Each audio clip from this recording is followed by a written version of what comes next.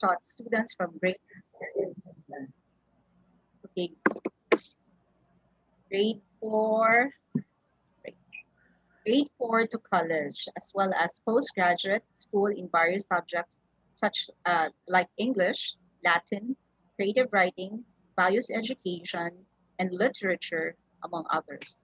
He is a graduate of the University of Santo Tomas, where he earned a double degree in AB journalism and AB literature, and an MA in creative writing. At present, he is doing his dissertation for his PhD studies in the same university. He was the founding executive director of Westbridge School in Iloilo City, south of the Philippines. He was in the first batch of graduates of PAREF Southridge School, where he also taught for 15 years, occupying various posts including principal of intermediate school, vice principal of high school, and department head.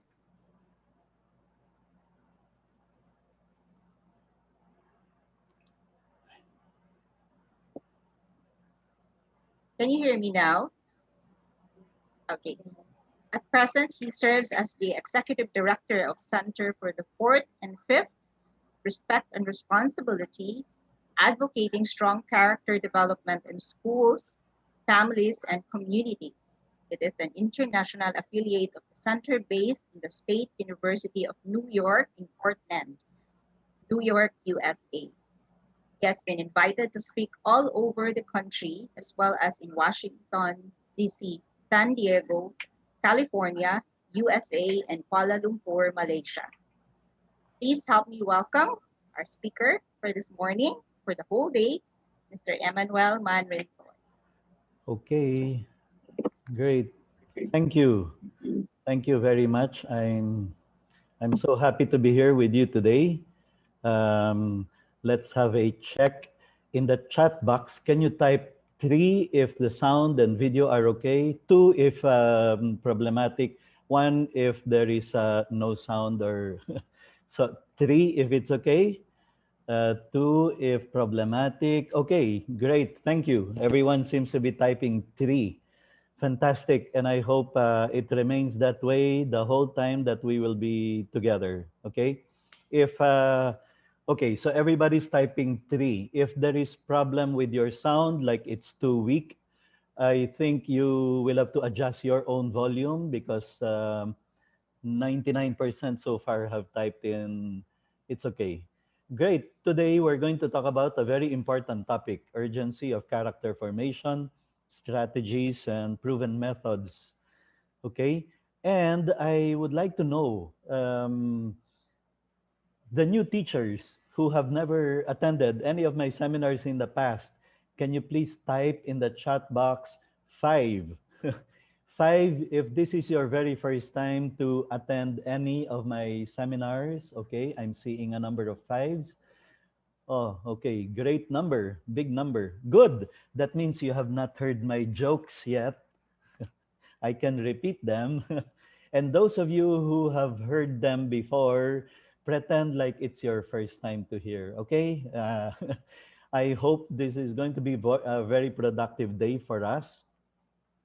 This urgency of character formation, what I'm going to do is the first part, I'm going to talk about the need to teach for character, the need to make sure that we teachers are not just concerned about preparing our students to pass a quiz or a test or a subject, but to pass the test of life, to become better human beings. Okay? And along the way, we are going to talk about the young people. We need to understand where they're coming from. That's why along the way, I might even shock you a bit about what is happening to the young people out there. You in Cagayan de Oro, you're very nice people. I've been there so many times. You in Christian Grace, you're very nice people. But don't be deceived. Outside of your school, outside of your city, elsewhere in the Philippines, there is a crisis in character. I have been inside the classroom for the last 34 years, and I have seen students' attitude, mindset, lifestyle, uh, values, becoming not as good as when we were younger, not as good as when we were growing up. Many young people today are not as courteous, kind, respectful, responsible as when we were when we were younger. So now more than ever, we need to make sure we are teaching for character. We are forming the young people to be not just smart, but especially good. Okay? That's what we are going to tackle today. And sorry, um, I have been doing this the last, although I have not left the classroom in the last 34 years. I only left last year when I went to Sri Lanka. But now I'm back. I'm teaching again in the University of Asia in the Pacific School of Education. Last subject I handled, December, was on moral development of the adolescents. That's what we covered.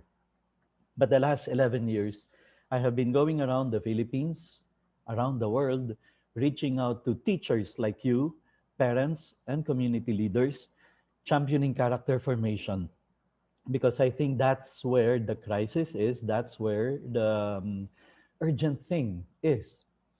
CEP, which is an affiliate of CEP based in Washington, D.C. And bottom line is we want to make character formation a top priority. And that is my objective in our 2-day session. I hope you will make character formation a top priority, not a optional thing, not a you can if you want, you may not know. A good educator today has to be concerned about the young people growing up with character.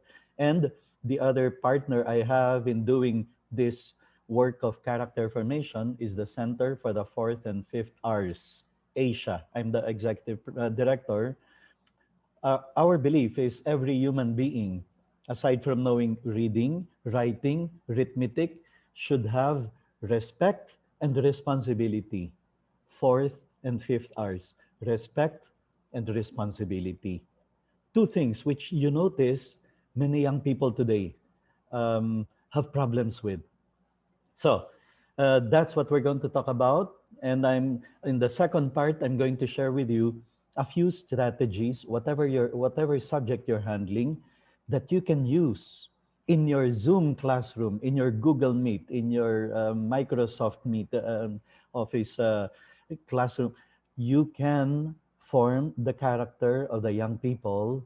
You can teach them values, whatever subject you're handling. Okay? That's what we are after today in this first session. But first, I think a gratitude, sense of gratitude is in place. What I'd like to do, let me see, I'll make sure my sound is shared. What I'd like to do is to first express our sincerest gratitude to you, dear teachers, because in spite of the pandemic, in spite of the lockdown, in spite of the situation where we are forced to teach online, you continue teaching. Let's admit it.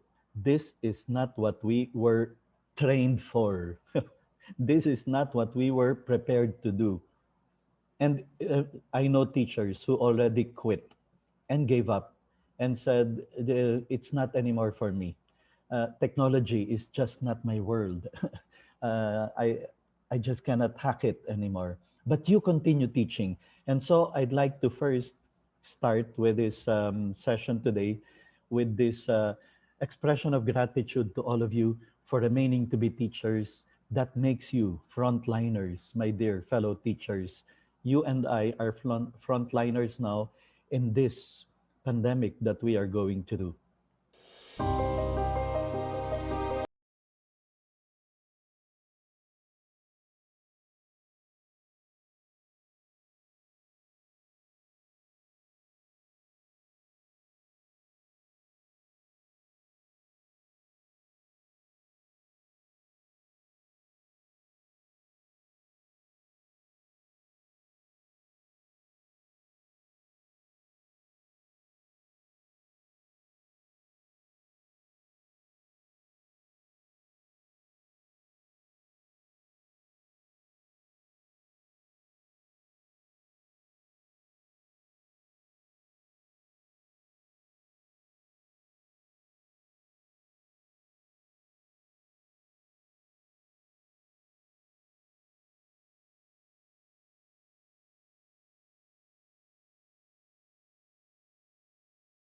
to do to say thank you to all of you that we now are really more engaged in the business of raising children of character in a wired world. Many parents now are realizing the how difficult it is to be a teacher because now they have to do a lot of work at home, not just supervising their kids in their subjects, making sure that they're following their classes online, but now the parents realize, wow, to have the kids um, being supervised like that is a tough job. And hopefully many of them are realizing the kind of sacrifice we teachers put in raising their kids for them in this wired world. Well, wired world, that's the kind of world we're living in right now. These kids that you have inside your classroom, inside your Zoom room, inside your Google Meet room, they don't know a world without computer. They don't know a world without cell phone, right?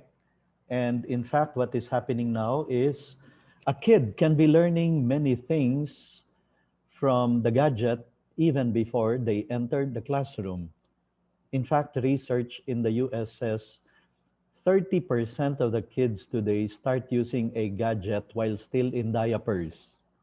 And we have observed also kids today learn how to use the cell phone, the tablet, the computer, even before they learn how to walk and talk. That's what we are seeing now. And yet, these are kids we are supposed to be preparing for 20 years from now. Now, think about it 20 years ago, I never imagined that we would be this connected. I mean, I never imagined you can be giving a class to students coming from all over the world. Last week, I just ran a series of seminars, and there were 1,650 teachers from all over the world who joined us, including Portugal, Australia, Sri Lanka, and then many teachers from Tuguegarao all the way down to Cotabato and Davao. And so 20 years ago, that's unimaginable. What will the world be like 20 years from now? We don't know. We don't know. We cannot even imagine yet. And yet, that's what we are preparing the young people for. Can you imagine? We are preparing them for something you and I cannot even imagine and fully understand how it's going to be like. So, the 21st century is not coming. This is it. This is what we are living. And research tells us because a kid today can spend the whole day in front of the screen, right? A kid today can grow up without dealing with another kid of his age, with another human being. He can be spending many hours in front of the cell phone screen, the tablet screen, the computer screen, the Netflix screen, the television screen. And so he is not able to learn empathy. So research tells us empathy is at its lowest right now in the history of mankind because you have more and more people who have little and little dealings with other human beings through which you actually learn empathy. So that's what Hannah Arendt says. The death of empathy is one of the earliest and most telling signs of a culture about to fall into barbarism where people don't know how to be courteous, to be kind, to be nice, to be good to each other. That's the world we have to watch out against. Now, CEP and Center for the Fourth and Fifth Hours, I'd like to share with you our principles, my personal principles, so that you will see where I'm coming from. And I need you to accept these principles if you're going to make sense of what I'm going to say in the next 2 days. Number one, we all are in charge of character formation. Yes, you too, ma'am, teaching science, math, English, social studies. You too are in charge of character formation. That's what every good teacher does. Please keep this in mind. Your success at the end of the school year is not just to be able to say, ay napakagaling kong teacher, natapos ko ang textbook. Ay ang galing kong teacher, umabot kami sa last chapter. In spite of the typhoons, in spite of the holidays, I finished the textbook. Okay, that's nice, that's important, but that is not what makes a teacher really good.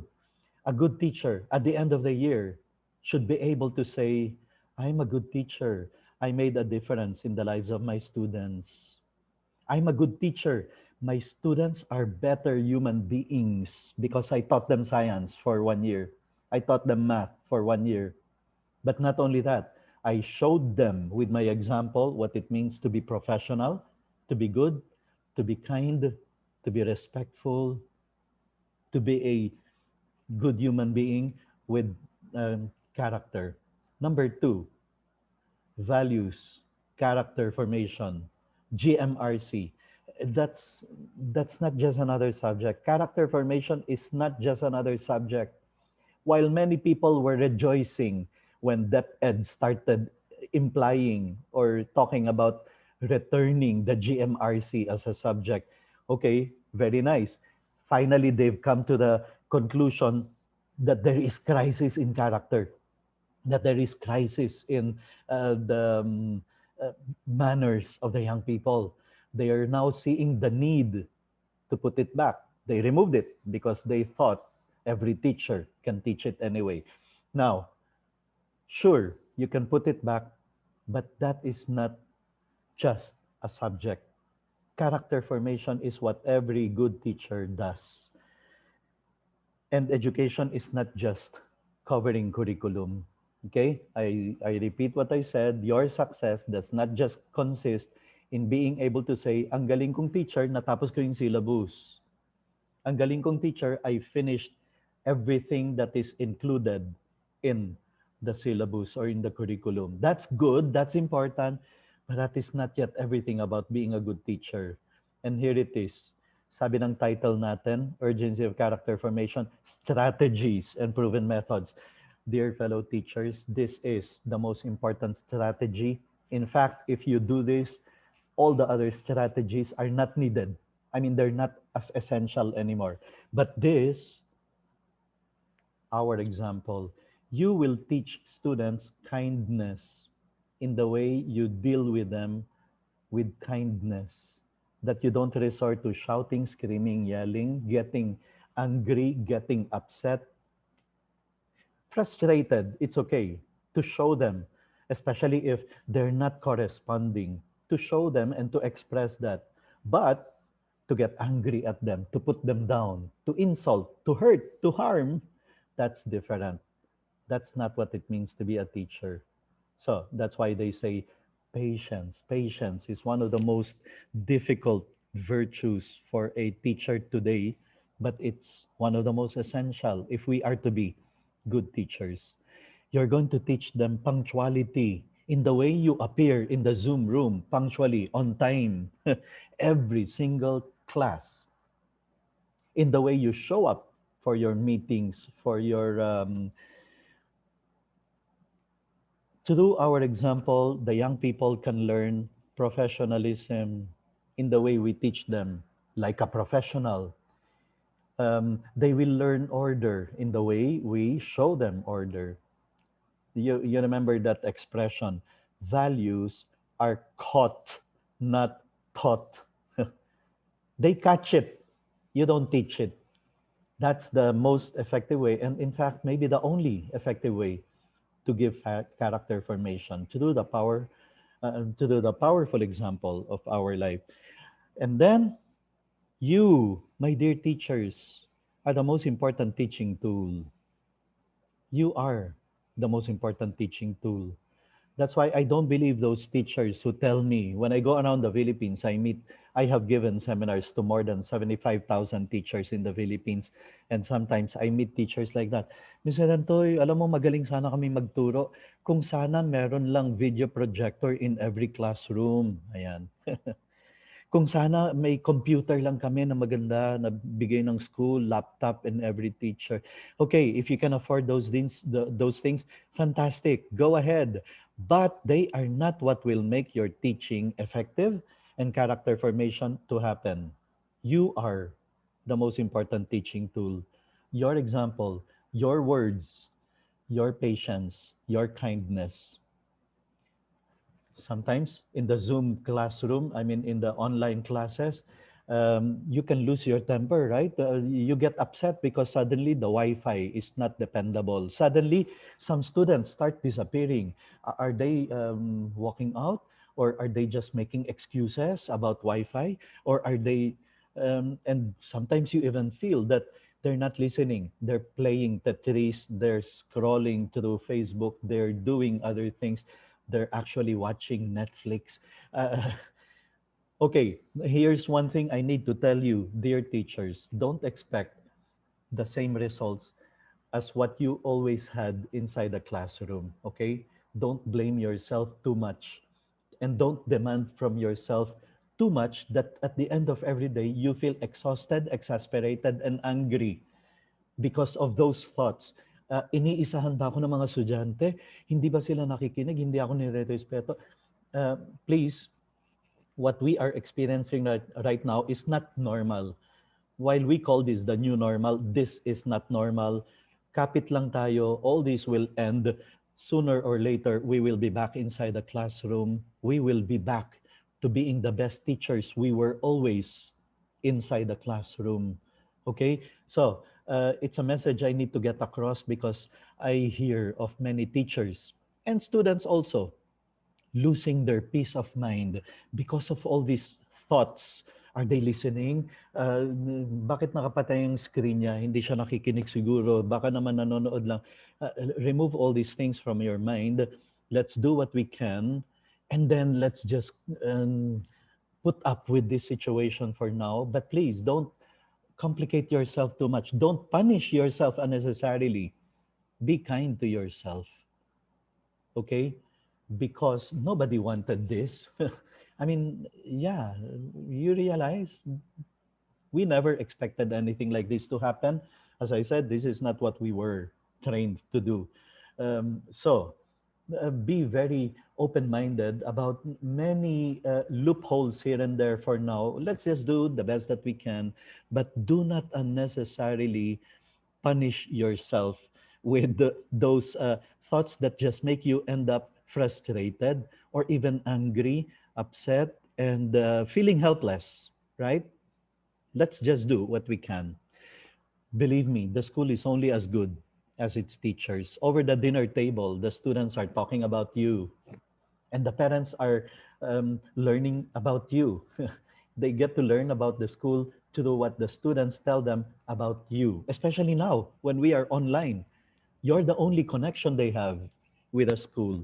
So, effectively, the school is only as good as how you are. Show them that you are a great school that is interested not just in making the students grow up to be talented and intelligent and well skilled, but especially good men and women of character. That's what the school does. Okay, we have problems. Okay, I call these assaults on today's children. Here are the kids growing up today. Look at what they have to face up with, the challenges they have to contend with. And many of these we did not encounter when we were younger. Video games, violence. I mean, really amazing the kind of violence that the young people today are exposed to. Violence in movies that they watch in Netflix, in YouTube, in social media, the kind of violence that they're exposed to. And not to even mention primetime news, 24 oras, TV Patrol. Para bang minsan naiisip ko, 60% of the news is about crimes, about murder, EJK, assault, rape, uh, thieves, robbery. I mean, these are the things that the young people are exposed to. And there is what we call desensitization that is happening. They're losing their sensitivity to these things. So the next time they, I mean, sabi ng research in the United States, by the time a kid turns 13 years old, he would have witnessed 18,000 murders. from video games, especially from TV shows like Game of Thrones, from movies. Um, the next time they hear in the news about a 53-year-old woman shot to death by a policeman, they are not as affected because they've seen thousands of that in their video games, in their movies, in their YouTube videos. And then there's a problem of pornography, and we're going to go back to that later because this is one of those crises, one of those things that you and I teachers have to do something about, even if you're teaching math, science, English, social studies. And then materialism and hedonism with the hours they spend watching videos, watching movies, um, screen time, the hours of screen time, come also hours and hours of advertisements, commercials, right? And all those commercials, the message is just do it, please yourself, enjoy, drink, satisfy your thirst. I mean, all of them are about materialism, hedonism. So you can have a kid today who is not at peace until he is able to upgrade his gadget to the latest model. Ba't ka malungkot? iPhone 10 lang ako eh. Meron nang lumabas na iPhone 12. I mean, that kind of mindset na if they don't have the latest, they feel like, ay, luma na. What do you mean luma na? It's perfectly okay. It's serving what you need. Yeah, pero last year pa to. we, I remember I had to buy my first phone, um, Nokia 3210, when I was already a professional. Today, you can have a kid who is very young and yet has a sophisticated cell phone. Now, look at this. Hindi pa tapos. Aside from those assaults, here are more. Sabi ng research ngayon, especially with this pandemic that has deprived many people of church activities, of community prayer. I mean, they have been deprived and it's affecting especially the young people. And sabi ng research, the young people today are less religious, meaning to say they have less fear of God. And with the crimes that they read about, they watch about, they hear in the news about, the desensitization that happens, they lose that fear of God. And then we have problems of divorce. Thankfully, the Philippines is one of the last countries that still does not allow divorce. Alcoholism. I know teenagers who ang idea nila is when they go to a party, dapat they get minimum tipsy. Otherwise, ay, boring. Let's go to another party. And that's what I see, they go to a prom. Tapos ngayon, here in Manila, it's a practice among private schools. After the prom, meron pang post-prom party. Teka muna, party na nga yung prom eh. Ba't kailangan nyo pa ng post-prom party? Sir, kasi yung prom, school activity, bawal ang alcohol. Dito sa post-prom party sa bahay ni John, uy, alcohol, bottomless, refillable, open bar. Softness, moral relativism, fake heroes presented by Hollywood and Star Cinema and GMA. And I mean, really, the celebrities that we read about being presented as heroes, that's false heroes. Drug addiction. And then a mindset that is shaped by social media. This is what is happening among the young people today. And this brings us, therefore, to the idea that now more than ever, character formation is a top priority, has got to be a top priority. Now, remember, the young people are growing up in this kind of environment that researchers describe as highly sexualized culture. Highly sexualized culture. What they see in the movies, in the TV shows, in MTVs, that practically every MTV you watch is bordering on salacious, immodesty, like women presented as sex objects. I mean, this is a daily fare for many young people. Billboards, magazines, websites. Twitter has no censorship. So that's where people who want to post pornographic materials go to. Apps, apps that are about dating, finding your right one, and apps that are meant to share sexual activities and sexual fantasies, etc. I mean, these are all available to a kid today. And this is the environment that they're growing up in. That's why we are seeing what we now call the crisis of the digital generation. The crisis of the digital generation. Addiction to gadget, especially this pandemic, worsened it. Because now, I mean, before the parents can say, "Oh, why are you in the computer again? Get out, come on.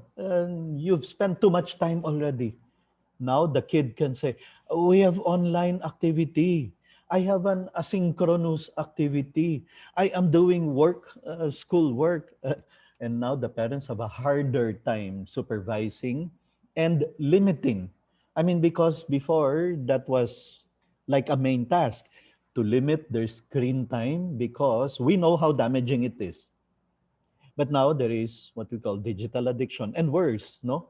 I know some parents, because of this pandemic, because of this work from home, because of these online classes, they got their kid his own tablet and there's Wi-Fi at home.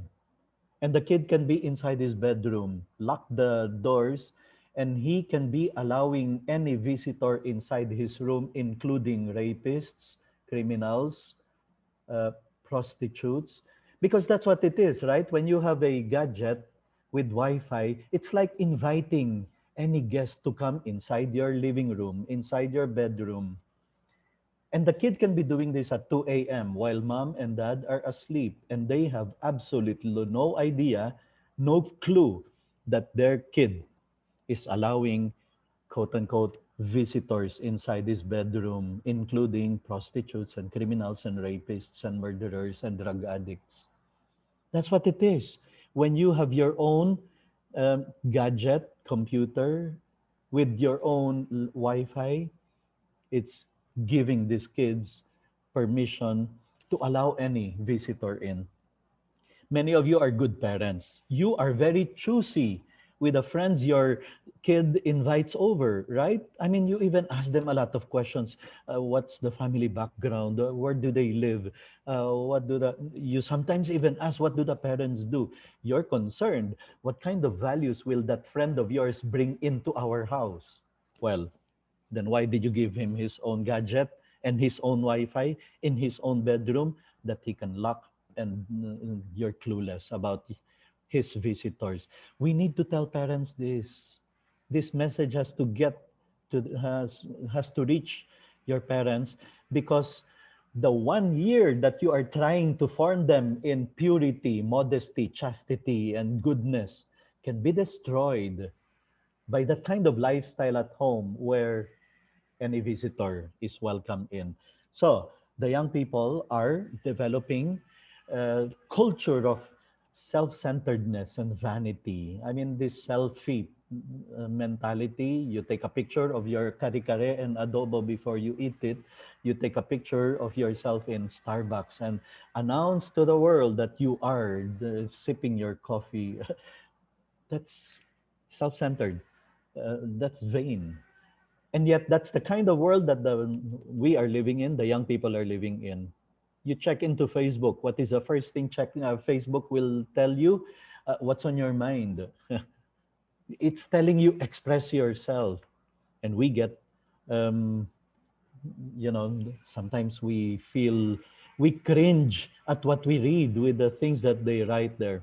Now, years ago, teachers didn't have to be trained in how to detect depression. We never talked about mental health.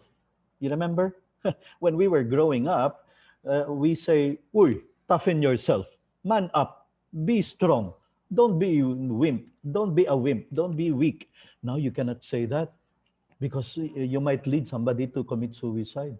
Now we have to receive um, seminars on mental health and how to deal with a student going through depression. I mean, why? Well, we're going to find out more about that when we look into the lifestyle of the digital natives. I think that's for this afternoon, where we are going to learn. They need grit, they need resilience, they need empathy. But first, we need to understand the digital generation. And then now we're dealing with teen suicide in the Philippines. I mean, before US, okay, we hear about it, we read about it, and we get shocked about it. But now we hear about this happening here in the Philippines. Nakipag-break lang yung boyfriend, suicide. Bumagsak lang sa isang subject, suicide. Hindi lang nakapasa sa chosen university niya, suicide. Sabi ng research, the number one expert in the Philippines on dealing with suicide, sabi niya, ang research niya shows that teenagers in the Philippines today, we need to have this in our mind. Teenagers in the Philippines today look at suicide not as an end, but just as one more alternatives to choose from. I mean, that should make your skin crawl, and we have to ask ourselves, where did we go wrong? Why do we have teenagers like this now, where they see suicide as just another one, another option, another alternative? It is not. I mean, putting an end to your life, it is not an option. That's losing hope. And if there is anything that we teachers have to plant in the souls, in the minds of the young people today, is hope, that there is hope. This pandemic is not going to be forever. The situation right now it's not permanent. Life is going to get better because we are in the hands of God, because God continues to provide, because God continues to be a loving, merciful Father. And we have to plant that in the hearts of our students so that they will never, ever even think about suicide. Um, it's a sign of lack of hope. You see, I'm not talking about US. I'm talking about our fellow Filipino teens, our fellow Filipinos here. And then teen pregnancy. This is alarming. And if you in Cagayan de Oro are very good people, you don't have problems with teen pregnancy, well, not outside your province. In the rest of the Philippines, it is becoming a crisis. Last February 14, I find this news report alarming, upsetting, but funny. But you get angry. Look, the head of POPCOM clarified on Friday that about 40 to 50 Filipino children aged 10 to 14, 40 to 50, 10 to 14-year-olds give birth every week, not every year as previously reported. Every week, 40 to 50, 10 to 14. What were you doing when you were 10, 11, 12, 13, 14? You were playing in the streets, climbing santol tree, climbing mango trees, swimming in the lake. I mean, you were not getting pregnant. I mean, and this is a crisis. And so POPCOM wrote a letter to President Duterte telling him, President, please declare teenage pregnancy as a pandemic in the Philippines. That's what they requested last February 14. It's absurd, right? And it makes you laugh, but feel upset, and then angry, and then worried. And then we need to ask ourselves, where are we going wrong? What did we do when they were aged 6, 7, 8, 9, grade 1, 2, 3, 4? We didn't teach them about love for God, fear of God, obeying the commandments of God, being good people with self-control. And maybe we need to. Maybe we have not taught it enough yet.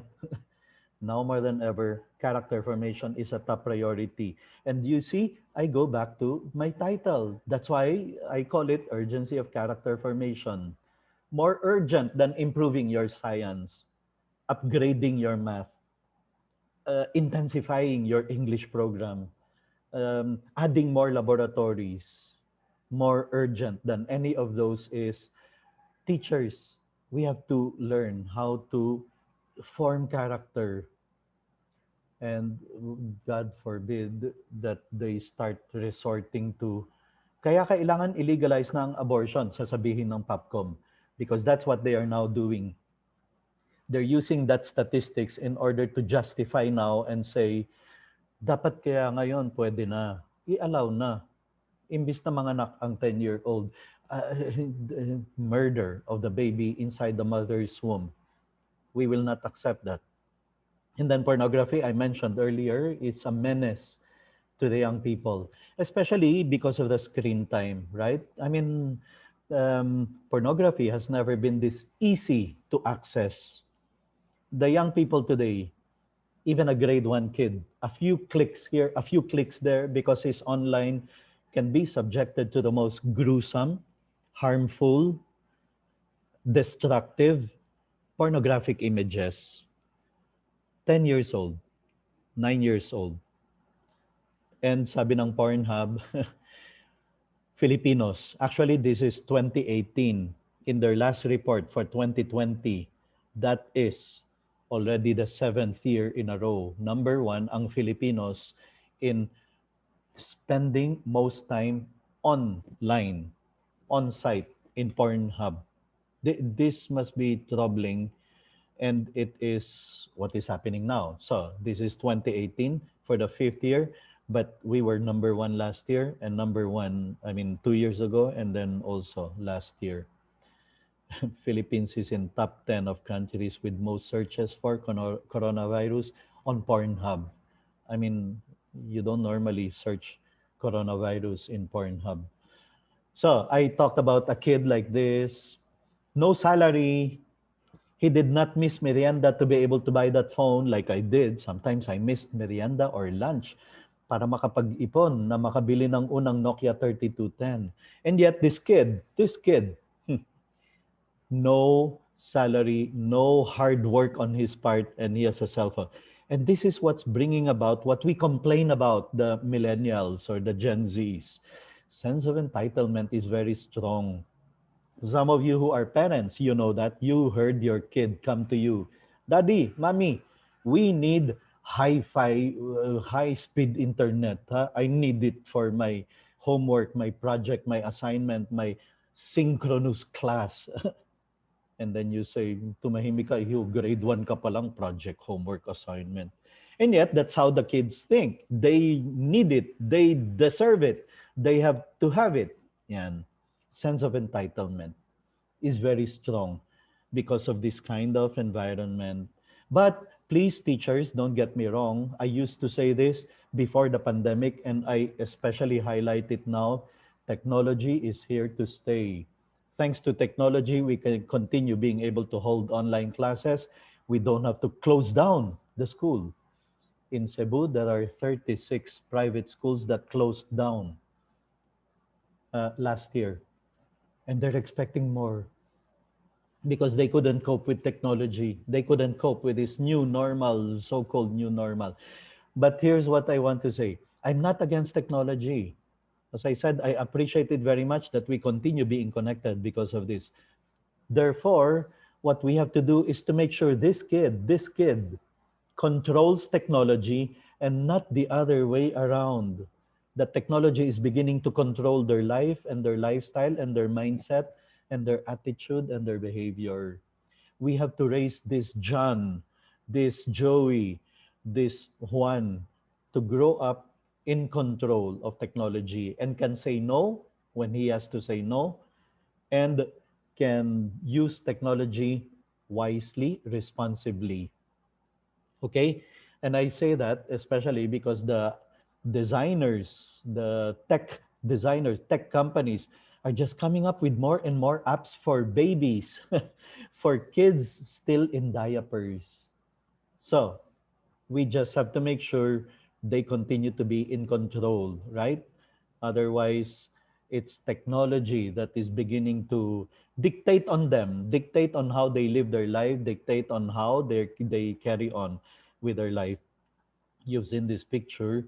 This is the kind of generation that this selfie mindset has spawned, what we call a pageantry of vanity, right? That's what we are seeing.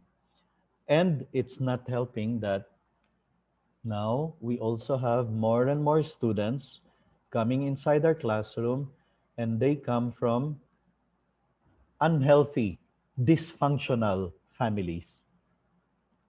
Separated parents, or maybe not the parent, not that the parents are separated. The mother is in Dubai, the father is in Saudi, they're working abroad. I have a student who's being raised by the neighbor because both mom and dad preferred to be able to work abroad and send dollars back home, and they do that because they love their family, they want a better life for their family.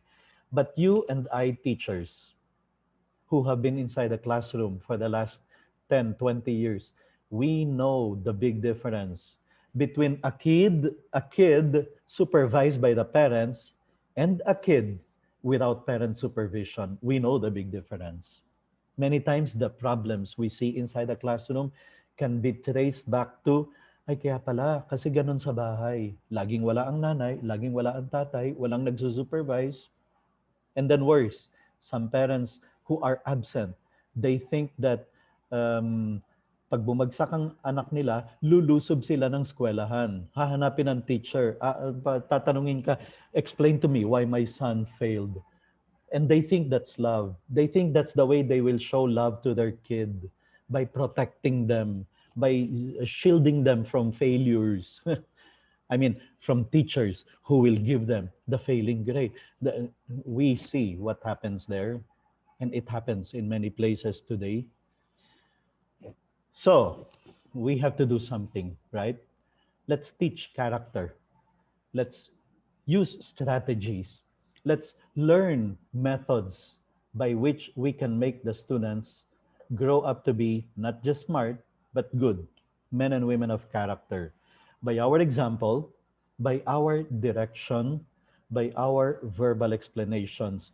Sir, ma'am, kahit anong subject ang tinuturo mo, sometimes you may need to comment on the headlines of the previous day, and it's not a waste of time, especially if your idea is to help the kids make sense of what is happening in the world, make sense uh, and good judgment and evaluation about the goodness and rightness of things. If your objective is to clarify for them that, by the way, that thing you watched yesterday in the news, that is an evil act. That is values formation, that is character formation, and that is necessary. Even sometimes, if it has nothing to do with your class, you may need to comment on the headlines of the day, because otherwise, the kids are looking for answers. If they don't hear it in the house, they don't hear it from us, they don't get the right answers. They will listen to their friends. They will go to Twitter, Instagram, Facebook, and chances are they're not going to get the right answers to the questions that they have. So sometimes we may need to make comments about the headlines of the day. Okay, it's 9:51. At 10 o'clock, I'm going to give a bit of a break by just showing you two songs just to give us a rest, and then we'll continue on. I want to give this now immediately to you because we want, okay? What can we do? Mr. Rentoy, we get it now. We feel the urgency. We now know the need. I will not just be an ordinary teacher. I'm going to be an excellent one that is making a difference in the lives of the students. I want to know who among you are first year teachers this coming school year, meaning to say it's going to be your first time to teach. Type 1 in the chat box if you are a first time teacher, meaning to say you have never taught before. This is it. You are excitedly looking forward to those kids that you are going to mold the minds of. Okay, great. I see 4, 5, 6. Okay, good. You're very lucky, especially because you're going to see strategies for classroom management. I think that's the next time around that we meet again, that will make you an effective teacher. even on your first year as a teacher. Because they say there is a like a inclined plane that we go up, no, a ladder where you perform poorly at the start. No, even on day one you can be an excellent one. So let's now first go to 10 tips to raising moral kids. These kids growing up to be moral, choosing the right one, I mean making right choices, doing the good. Number one, let's commit ourselves to it. Commit to raising a class full of moral children, whatever grades you're handling, whatever level you're handling. Because this is what research says, that parents who are committed to raising moral kids, they usually succeed. And the same research also says that teachers who feel strongly about their students turning out morally usually succeed because they committed themselves to that effort. So as we prepare for the new school year, convince yourself, I am not just going to be a teacher of math. I'm not just going to be a teacher of science. I'm not just going to be a teacher of Filipino or social studies. I will be an educator who molds minds and form character and raises kids to become smart and good. I'll make sure they know the skills part of my syllabus, but I also will make sure they grow up to be good people. Because if you really want to raise a moral child, then make a personal commitment to raise one and don't stop until he does. That's why teaching has become more difficult than ever. And that's why teaching has become more important than ever. Be a strong moral example. And this is not the first time you're hearing it. Now, I know many of you were in my past sessions, so you've heard me say this. For the sake of the new ones who have never attended any of my sessions, let me say these three things I never fail to mention when I'm talking to teachers.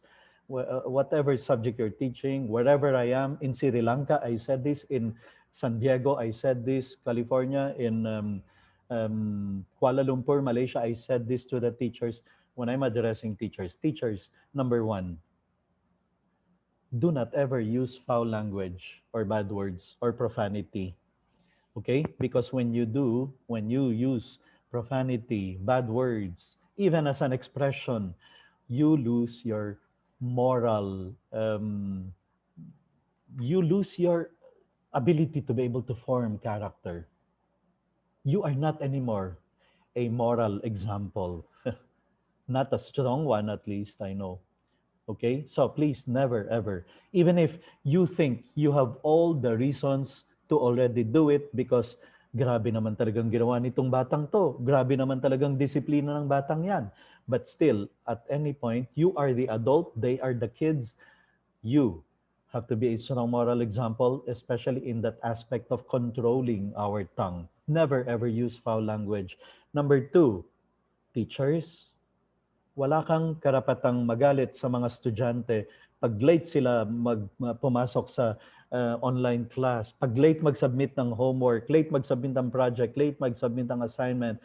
Wala kang karapatang magalit sa kanila kung ikaw mismo, ma'am, sir, late ka pumasok sa klase, late ka mag-submit ng unit plans, late ka magbalik ng test papers, late ka magbigay ng grades. In other words, you cannot demand from your students something you do not first show by your example, by your strong moral example. Because the only way to teach character is through the example of our life. And number three, teachers, do not ever, ever criticize your school, your administrators, your supervisors. Why? Because our job in your school is to get our students identify themselves with the school spirit, with the school's mission, vision. Pero kung tayo ang unang-unang nagkikriticize, we speak badly about the administrator, then you have lost your effectiveness in getting the students to identify themselves with a school.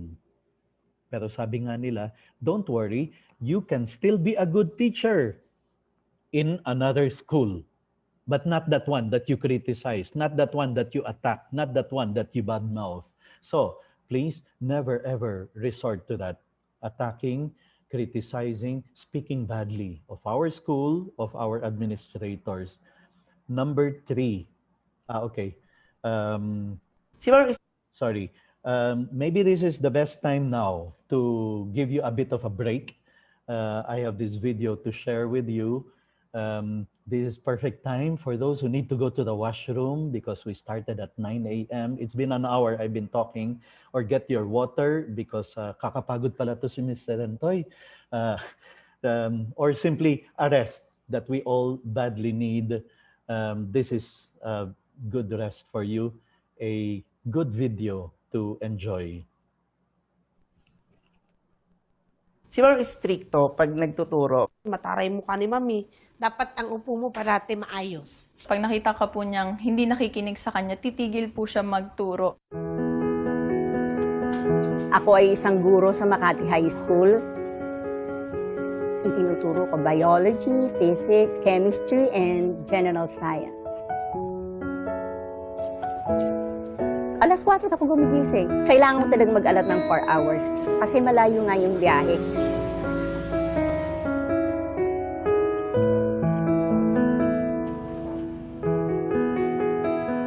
She's the type na pagagalitan ka niya. Pero after the day, if you say sorry to her, she will accept it. Hindi po siya yung tipong teacher lang eh. Kasi naging nanay din namin siya, best friend, kaibigan. So, ganun po yung banding namin.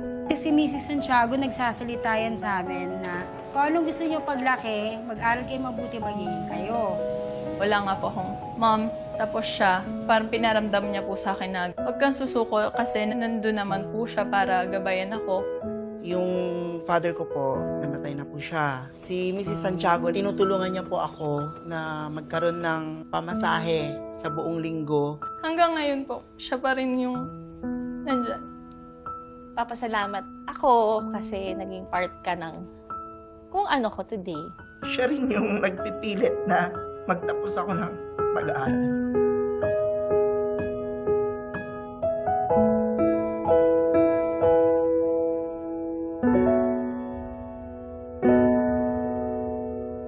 Now that I'm retiring, nalulungkot talaga ako. Ang classroom, ang school ay talagang second family ko na. Kumbaga, tahanan ko na rin yun. Bumabalik sa isipan ko yung paano na to? Wala na akong makakausap na estudyante, wala nang magmamano sa akin. Really, I love them. Mahal naman ko talaga ang mga estudyante ko. Good morning, Mrs. Santiago!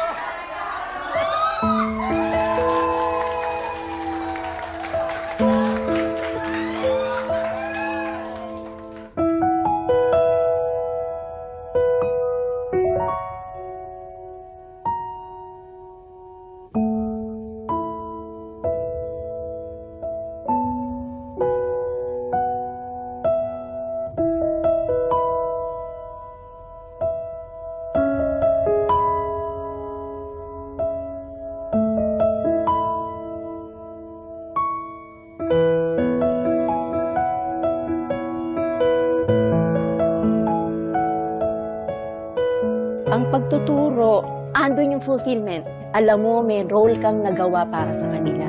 Fulfilling talaga, sa totoo lang. Mamimiss ko talaga.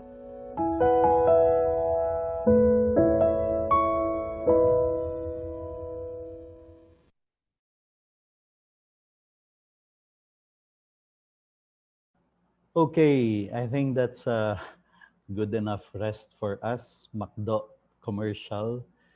So, every day, let's continue on with the tips of Dr. Michelle Borba. Every day, ask yourself, if my student had only my behavior to watch, what example would he catch? Okay, it's a good question to ask often so that we are on our guard about the way we react to situations, about the way we behave in front of the students, whether online or face-to-face. Because really, para tayong nasa microscope, the students are observing every move we make, believe it or not. I mean, you believe it because those of you who have been teachers for a long time like me, you know that. Okay, so number 3 now, know your beliefs and share them. That's third tip.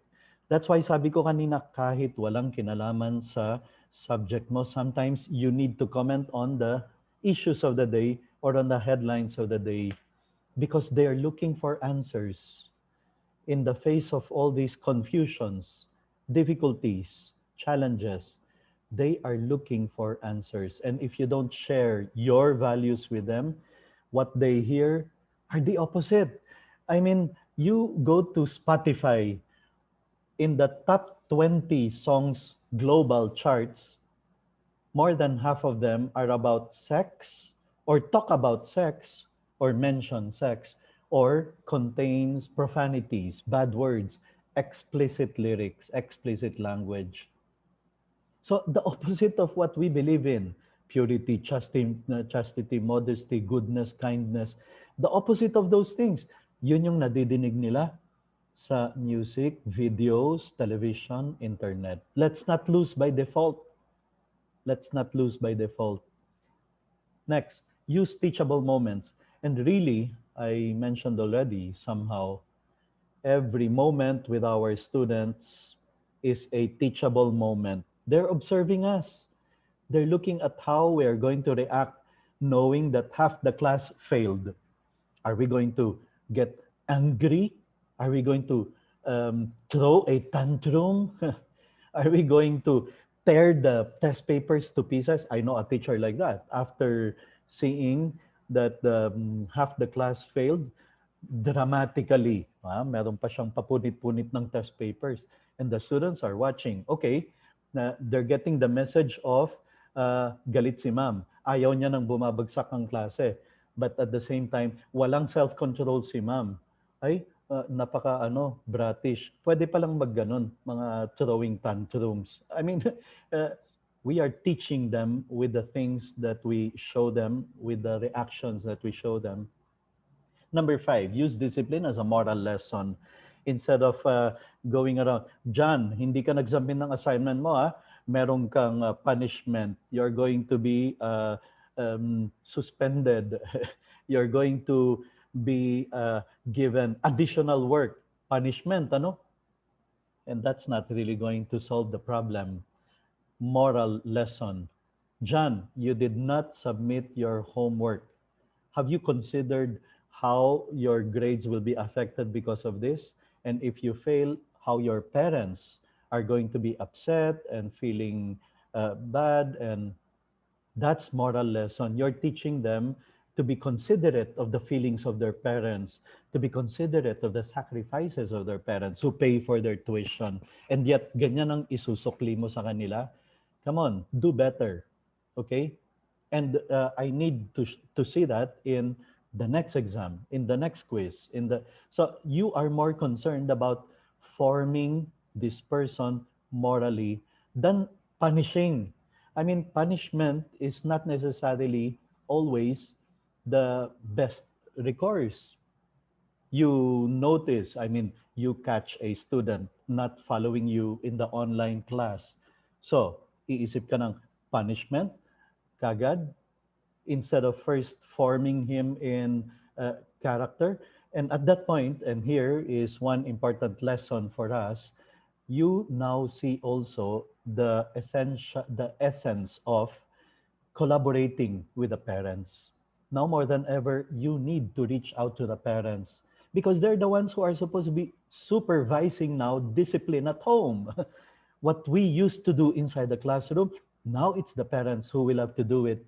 Reach out to them, give them a talk, give them a presentation on guidelines in helping your sons, your daughters in this online setup. If you have not organized something like that yet, you may need to do something like that, an orientation for all the parents on how to maximally help their children at home. Otherwise, you never reached out to them. They're not going to be concerned about whether the son is following your class or not, or following the schedule or not. It's tough. You're going to get frustrated. You're going to get angry, especially with that mindset of Is he listening, or is he watching movies, or is he scrolling through Facebook? I mean, you're not there, the parents are, so we need to reach out to them. And that's the essence, by the way, of homeschool collaboration. It's not just about getting donations from the parents, because some schools have that idea. Collaboration means, uy, let's invite them para they donate a building, they donate a classroom, they donate some chairs, they give to the fundraising. Okay, that's one tiny little aspect of homeschool collaboration. The essence of homeschool collaboration is that the parents will work with you, teachers, in attaining the academic goals. And if the academic goal is excellence in performance, then we need more than ever the support of the parents in that one. Number 6, expect moral behavior. I have a strategy uh, inside the classroom, or you can use it also in the online setup.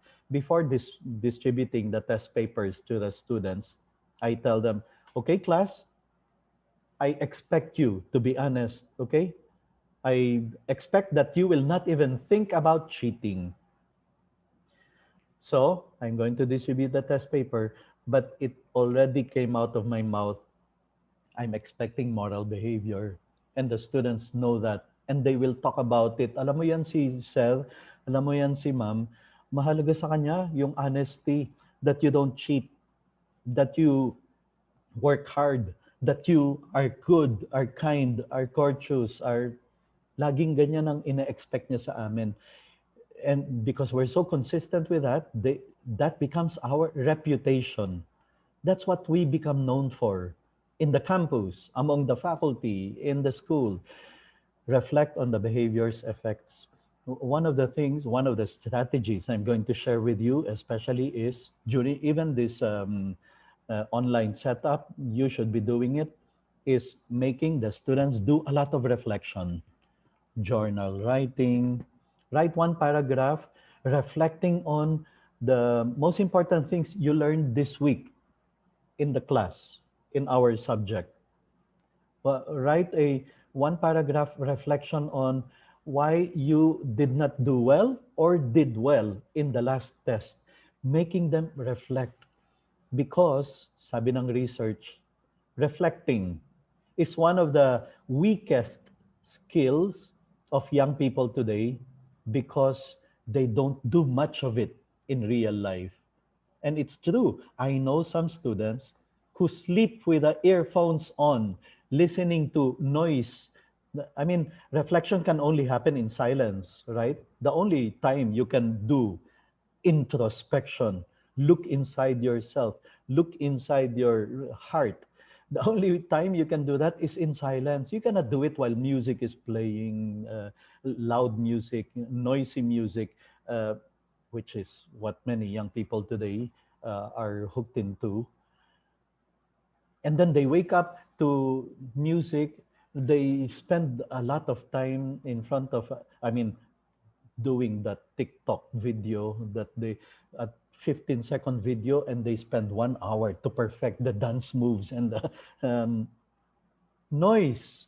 When will they ever stop to think and reflect? So any reflection that you make the students do is doing them a lot of good in real life. I mean, to succeed in life. That's why this reflect on the behaviors effects is a good tip to develop moral intelligence, to develop them, to raise them up to be good moral. Reinforce moral behavior. John, I heard online setup. John, I heard you helped Joanna because she was absent last time. Good job. That's what it means to be kind. You are praising not John, but the good act that he did of helping, being kind, reinforcing moral behavior. I mean, don't just be on the lookout for people committing mistakes. Kasi yun yung sabi sa akin ng students. Sir, alam mo, yung teacher namin, parang wala nang nakita kundi mali. Pag may mali kaming nagawa, papagalitan kami for 1 whole week. Babanggitin niya yan sa advisory. But pag may nagawa kaming mabuti, wala naman siyang binabanggit. No, let's be on the lookout for the good things they do and then reinforce it by mentioning it, by praising the good deed, not the person. That's according to child psychologists. Praise the act, not the kid, so that he doesn't grow up to be selfish, self-centered, doing it only for his or her um, to be praised. But it's the good deed that you reinforce. Prioritize morals daily. As I said, you have to create, you have to become, um, you have to get that reputation of someone who really values character. And if all the teachers in your school prioritize morals daily, then that is what the school will become known for. Ay, dyan sa eskwelahan na yan, talagang napakataas ng kanilang um, priority sa values, character, morals. Kaya dyan ko gusto ilagay ang anak ko. Because most parents really are interested in seeing their kids grow up to be good. I mean, let's admit it, some students talagang hanggang doon na lang sila sa math, no? They're not going to be math geniuses. Some others hanggang doon na lang sila sa science. Hindi siya pang medicine eh, hindi siya pa magiging architect yan, hindi doctor. So some students really in some areas hanggang doon na lang sila. Pero character, that's for everyone. Everyone has the capacity to be the best human being he can be or she can be. And it's not a competition. That's not for competition. It's what every good person should strive to become. And finally, number 10, Michelle Borba says, please incorporate the golden rule. Okay? So, when you are upset with students in an online class, for example, because they're not listening, for example, because they're not doing their part, you incorporate the golden rule. John and Joey, I saw you were not listening while your classmate is reporting here. How would you like it if they do that to you? That's incorporating the golden rule. Don't do unto others what you don't want others do unto you, or do unto others. John was absent last meeting. If you were John, what would you want the others to do? To help John, right? To help him catch up or to help. So, class, I hope you will offer your help to John, who missed our class last meeting. That's incorporating the golden rule. Do unto others what you would want others do unto you. In whatever form, in whatever way, you can incorporate the golden rule. Without morals, the young do not learn how to deal with others correctly and appropriately. Okay, we've been talking about character formation. Ano ba ibig sabihin ng character? I mean, what does it mean to be a man or woman of character? There are many definitions, but let's go to Aristotle, Plato, Thomas Aquinas, the classical writers. Here, sabi nila, are the 10 essential virtues. If you are to be considered a man or woman of character, I'll give you right away all the 10. Sabi nila, a man or woman of character has good judgment, follows the golden rule, has inner toughness, gagawin ng tama kahit mahirap, kahit walang nakatingin, kahit walang nagbabantay. Self-control, you see? And this is a crisis among many young people today because of the world they live in that is hedonistic and materialistic. We saw it earlier.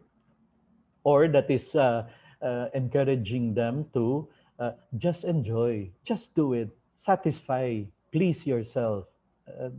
It's all about self. No, self-control, control of oneself. Love, being able to sacrifice for others. This is how we're going to solve the crisis of marriages, of many, more and more marriages failing or breaking up, couples breaking apart, families becoming broken. Love. And love means that the husband is ready to take on the toughest challenges for the sake of the wife and vice versa, sacrificing oneself for the others. Positive attitude, especially now that we are in this situation. If you are frustrated by this work from home, you're not alone. Don't think that you are special. No, this is happening to everyone all over the world. Okay? So, you need a break. You need to rest. You need to take care of your sleep.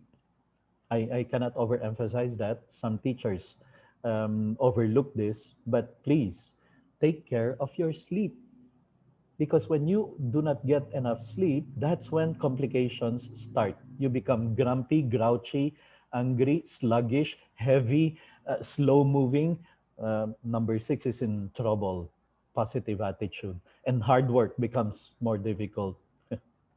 So you see, you have to take care of yourself. Mental health is in the first place physical health. Take care of the body, and the soul will dance. That's an expression in philosophy. Mens sana in corpore sano. A healthy mind in a healthy body. Take care of your sleep. Take care of your rest.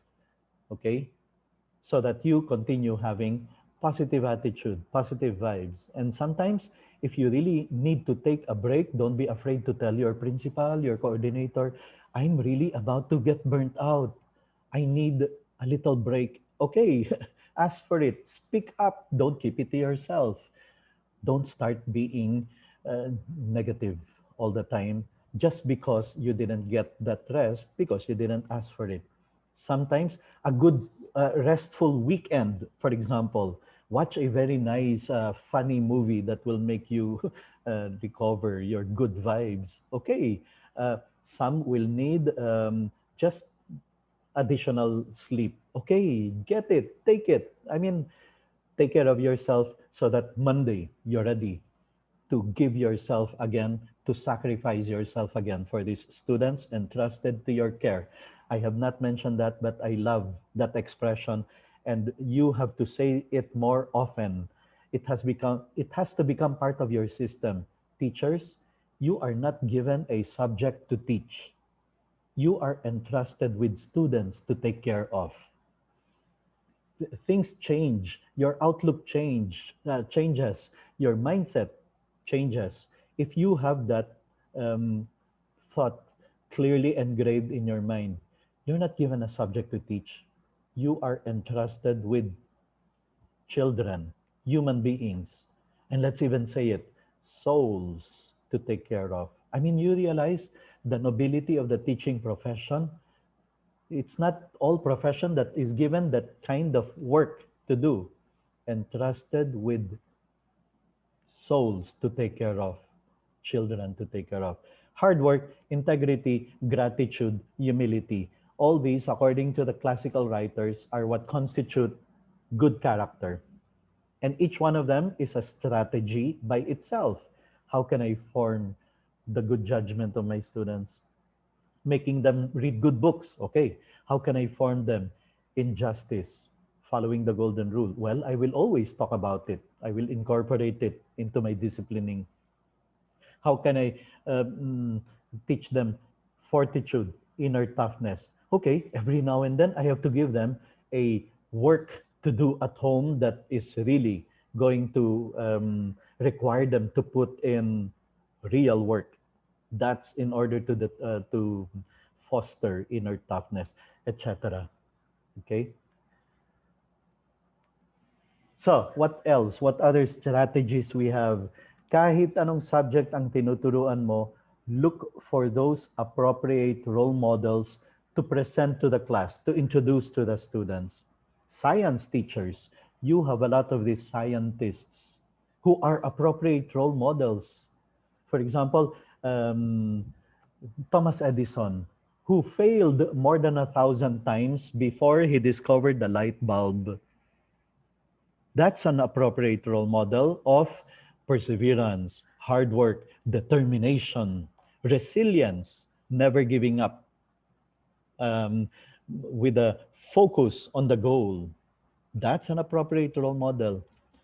Reading teachers. There are so many characters in literature that are appropriate role models whose sense of patriotism, love for one's country can be used. as an appropriate role model. Or social studies, historical characters in history who showed that kind of patriotism, love for the country, readiness to die for an ideal. Those are appropriate role models. Whatever subject you're teaching, there are appropriate role models that we can use to introduce the young people to.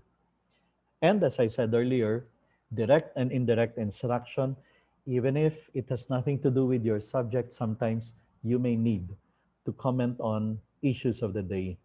Okay, well, I want to share more strategies, and the next ones I will share with you come from these resources.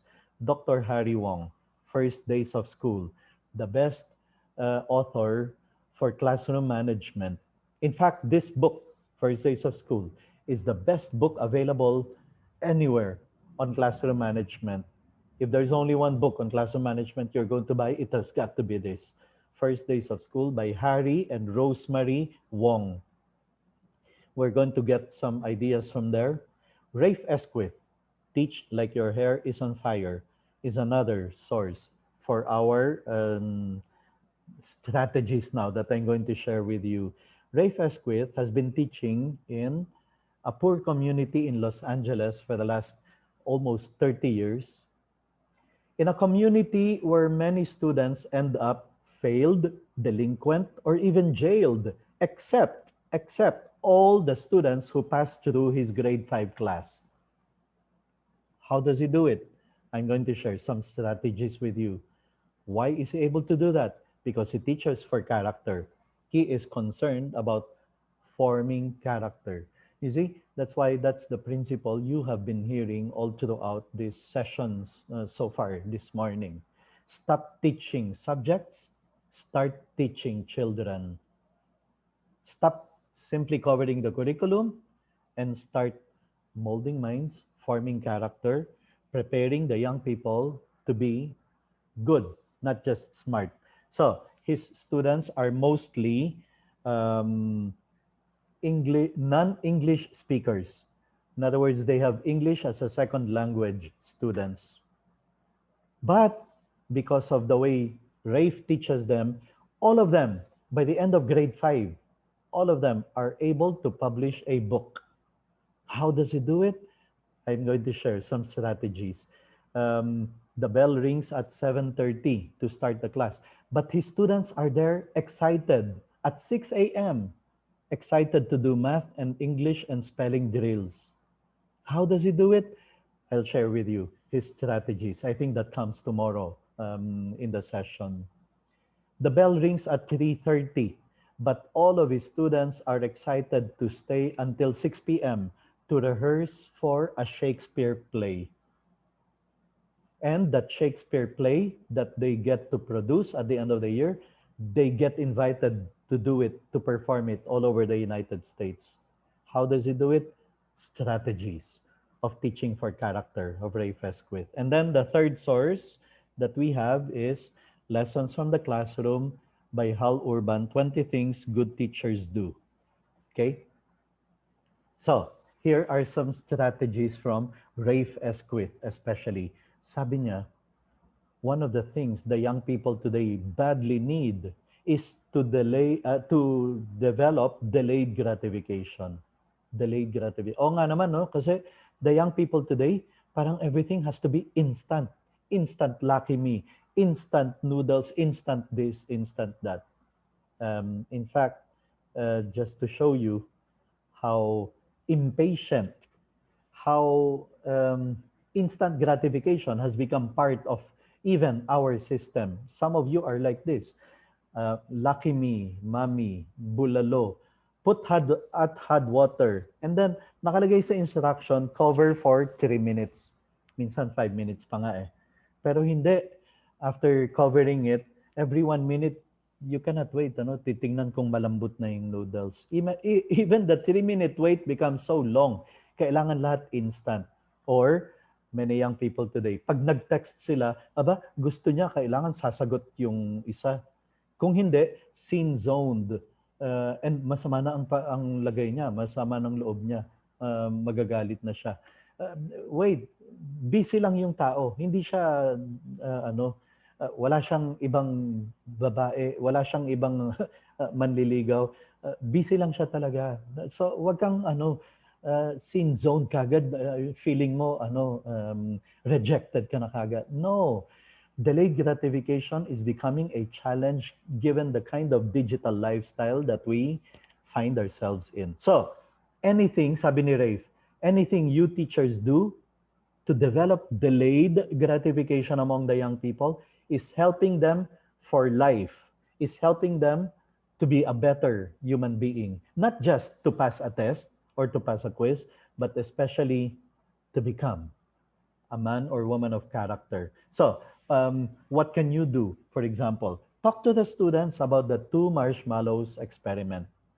You remember this experiment? It was done by Harvard, repeated by Stanford, and repeated by many other universities. What did they do? They put kids 6, 7 years old below inside a room. Hindi nila alam they are being observed by through a one-way mirror. And then there's an adult who enters, gives them all 2 marshmallows each. Ang instruction ng adult sa kanila, okay, I will give you all 2 marshmallows each. Okay? I'm going to leave you. When I come back, if you have not eaten the marshmallows, you will get 2 more. If you've eaten it already, sorry, you lose your chance. No more marshmallows. Okay. As soon as the adult leaves the room, some kids, walang delayed gratification, kakainin yung marshmallows. Some will try to wait a bit and control, pakurut-kurut ng marshmallows until in the end they eat it. No? Some others, they applied strategies para hindi sila mapakain, para hindi nila kainin yung marshmallows. They did not look at the marshmallows. They looked the other way. Self-control, temperance. They turned their backs on the marshmallows and even started singing songs so that they get distracted, not to be tempted by the marshmallows. Now, that's not the experiment yet. Sinundan ng researchers ang buhay nitong mga batang ito. And they discovered 15 years later, they did it again 20 years later, 25 years later. Those who did not have delayed gratification, walang self-control, walang disiplina, were poor performers, below average performers, and some of them were even failures. Those with delayed gratifications, they did not eat. They had self-control. They were strong, inner toughness, were high achievers, above average performers, and successful. And they repeated that experiment to different kids with different economic backgrounds, with different parent backgrounds, upbringing backgrounds. And the results kept on showing the same thing. Those with delayed gratification were successful. Those without delayed gratification, without self-control, without temperance, were failures and below average. That's how important delayed gratification is. It has correlation with success, above average performance, and being good, being successful. Talk about it with the students so that they understand, I have to develop my delayed gratification. I cannot be a spoiled kid. Ganun yung idea ng brat, di ba? I want it here, I want it now. Kung hindi, I will throw a tantrum. Magtatampo, iiyak, magagalit, and the mother will end up giving it. No. So, walang inner toughness. Here's something that teachers should be doing to develop delayed gratification among the kids. And you can do it even in online situations like this. Doing modeling or rug project. Yung modeling, yung like a diorama. Make a diorama of the 20th century plaza with the plaza, the mayor's office, the simbahan, turn of the century, Spanish time. Yan. Modeling, where piece by piece, they have to glue tiny little things together to form that. Chemistry, to form the chemical bond, that model of a DNA. Uh, Rug project, make a map of the Philippines using, those um, threads to produce the rug carpet, the rug map. Okay, and they have to do it inch by inch, right color in the right place. That's delayed gratification. Hindi mo pwedeng mamadaliin yan. You have to do it with accuracy, correctly, properly. Delayed gratification. Here's another strategy to develop delayed gratification. Board games. Sabi ni Rafe Esquith, it's an effective way to teach delayed gratification. You wait for your turn. Each player takes turns in the board game. That will develop delayed gratification. And besides, chess, game of chess, for example, ay hindi pwedeng mamadaliin. You have to really study every move. Kung hindi, matatalo ka. Kung hindi, hindi mo makikita, kakainin na pala ang queen mo ng bishop niya. Hindi ka nakatingin, delayed gratification, care for details, attention to details, strategizing, being one step ahead of your opponent. They are all fantastic skills that students develop when playing board games that you cannot teach in a subject, but a board game would. And then the art of waiting for your turn, delayed gratification. Here's another one, jigsaw puzzles. Especially yung jigsaw puzzles na 1,000 pieces, no? Hindi pwedeng matapos in one sitting. You have to do it carefully. Study each piece and put it in its correct place. Otherwise, you cannot form the puzzle. That's delayed gratification. Hindi pwedeng mamadaliin. You cannot even finish it in one sitting. Online, the crossword puzzles can be a good exercise to develop delayed gratification. They have to study every word, every letter in the right place. The spelling is correct. That's delayed gratification. Gardening, sabi ng research, is one of the best ways to teach delayed gratification to the students. And yet, it has been removed in many school curriculum, no? Magtatanim ka ng monggo. Ay, delayed gratification. You wait. Let nature take its course. Hindi pwedeng hilahin natin yung dahon para mabilis lumaki, Hindi. You have to wait. Delayed gratification. The art of waiting, patience, they are all developed when we have delayed gratification. And any more activities you can think of that will make the students delayed gratification or develop delayed gratification is good for them. Math teachers, sabi ni Rafe, you are in a position to teach students one of the most crucial skills for a kid today, problem-solving skill. So, he even recommends this website, mathstories.com, which connects many fantastic exercises, problems that if students work on, they can develop delayed gratification, problem-solving skills, analyzing carefully the situation before they finally even start computing, understanding fully well what is stated in the problem, mathstories.com. Okay, the classroom of Rafe Esquith is self-contained classroom. He's the only teacher from the bell ring in the morning, from the first moment in the morning all the way to dismissal. He handles all the subjects. And that's why he's inside the classroom the whole time. And he makes himself available for those who want to learn how to play the guitar or the keyboard during recess or lunch. They can. So all students in his class, grade 5, by the end of the year, they all know how to play the guitar or the keyboard or both. Life-changing ang kanyang 1 year, ang kanyang grade 5, no? And that too is part of delayed gratification. Learning how to play an instrument. Hindi pwedeng mamadaliin yan unless if you're a genius. And it's good that we discover that you're a genius. when you attend those guitar or keyboard class. But otherwise, ordinary people like us, delayed gratification yan. Day after day, practice after practice, hours of rehearsals before finally you can play the complete song. And then another song, and then another. Delayed gratification. The Little Prince, sabi ni Rafe Esquith, is a very good book, and it's not very long. It's a very short book. You can even read it in one sitting, as I know some people who did.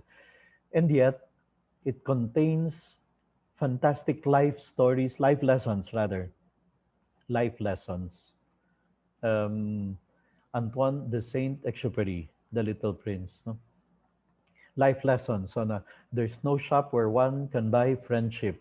Only to do the heart can one see rightly.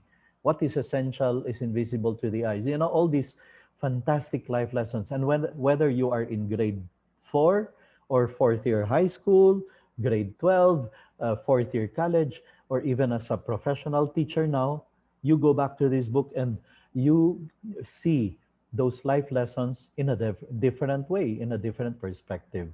It's fantastic. It's a good way to teach life lessons. And here's the reason why.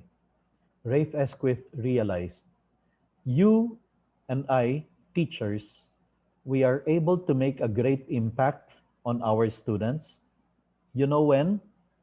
When are we, teachers, able to make a deep impact, a great impact on the lives of our students?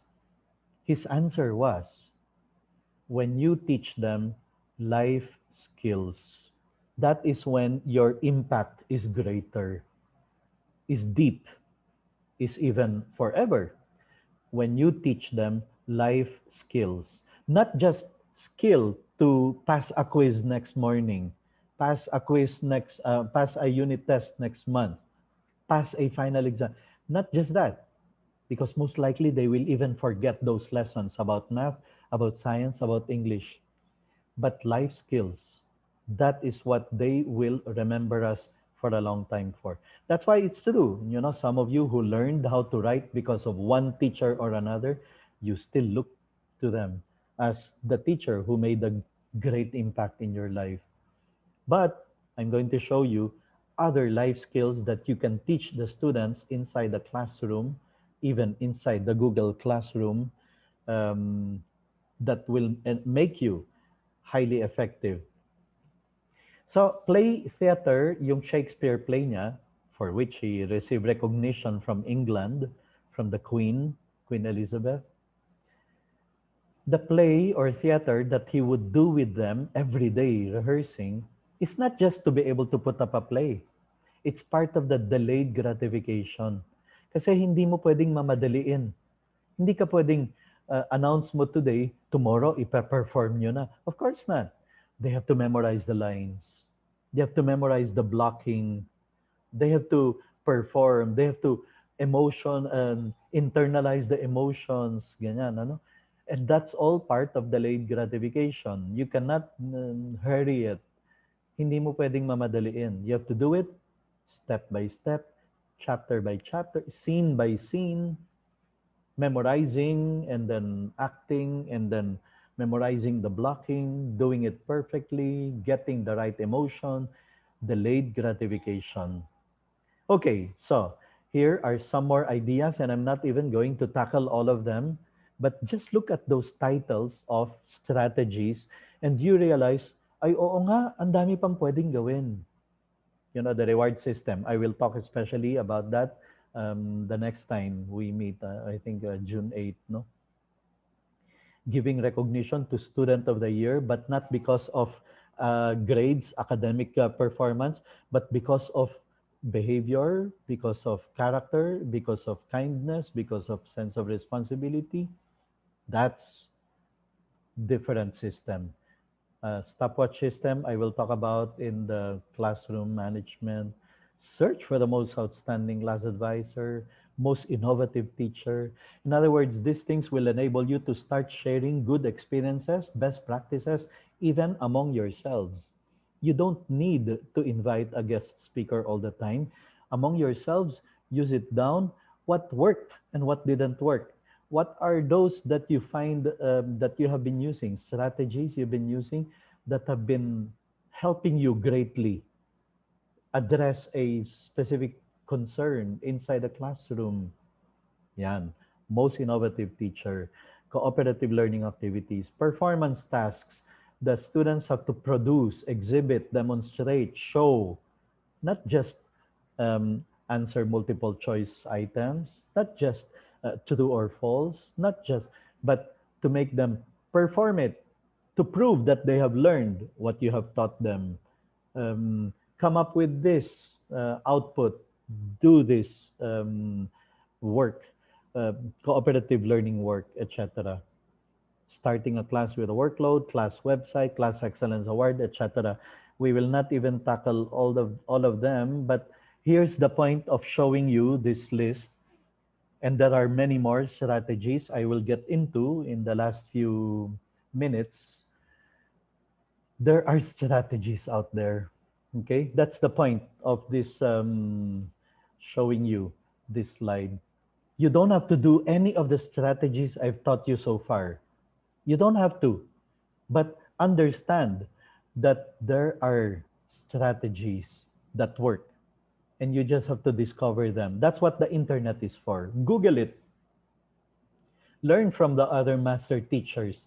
Learn from the senior teachers who have been very innovative, and they're known to come up with new strategies every time. Listen to them. Hear them out. Observe their class. No, because there are better ways of doing things. That's the bottom line, okay? As I said, you don't have to do any of those strategies I've mentioned, but discover, because there should be. In fact, that's the assignment I will be giving you. Try to itemize those strategies, whether you heard them from here or some of your teachers can recommend, suggest, because they've learned it from their years of experience, or you read it somewhere, you saw it in a Facebook article that was passed around in social media, you encountered it in Twitter, share it, and then let others think if that will work for me. I want to do that. For example, everyone now is scrounging around for strategies on how to get your online class more interactive. Okay, share it with them. I'm going to give you later a Facebook page where if you go, it contains a lot of slides and handouts and reading materials and even a video entitled 1 hour lecture given by an expert, precisely strategies on how to make your Zoom activities more interactive and exciting for the kids. It's a 1 hour presentation there. But then she uses Zoom as the platform. But many of those strategies are doable even in whatever platform LMS you are using. Okay? Um, but that's it. What I'm saying is there are many strategies, discover them, choose what you think will work for you, and then be ready with the most exciting school year, even if it's an online setup for now, because you're ready with all those strategies. Okay, here are some more concrete strategies.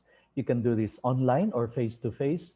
It works perfectly well when I was in the face to face setup, but it can also work in online situations, especially if you can fix your students according to rows. No? This is what the Good Deeds Bowl and the trophy technique I'm going to share with you later on will require. Better if you see them, you are able to arrange them according to rows.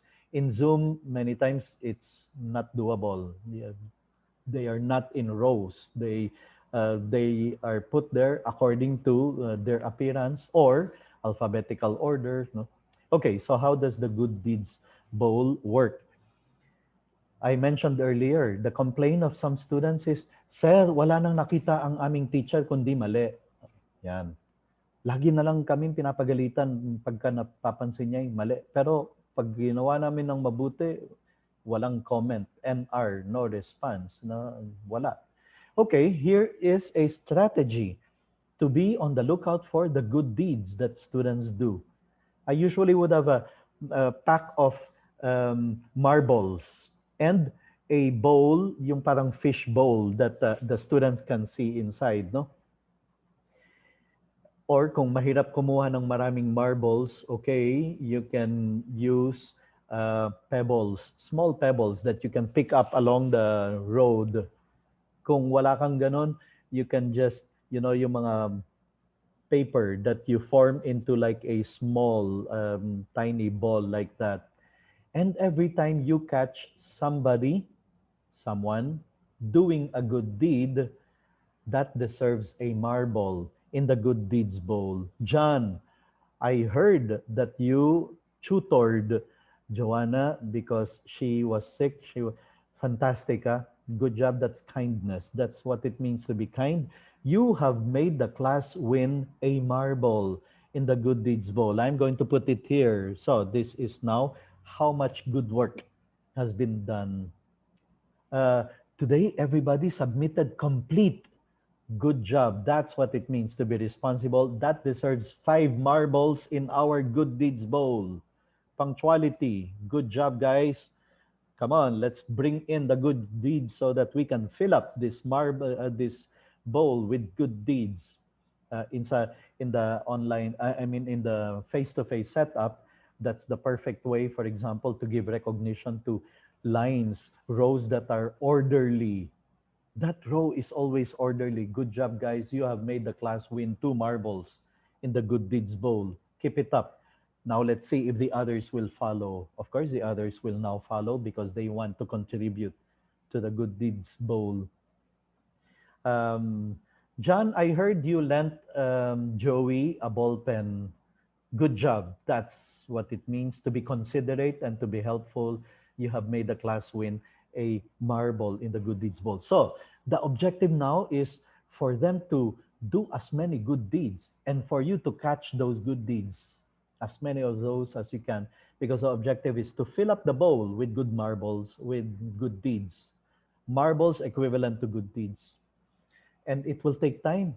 Well, depends how much passion they put into trying to fill it up. Because as soon as it's filled up with good deeds, then they are up for a class reward, whether it is to watch a movie related to the lesson that we're taking up, to to have open notes exam in the next long test, and then make sure the questions are difficult and that they need analysis, synthesis, evaluation, even if the notebook is open and all the textbooks open there.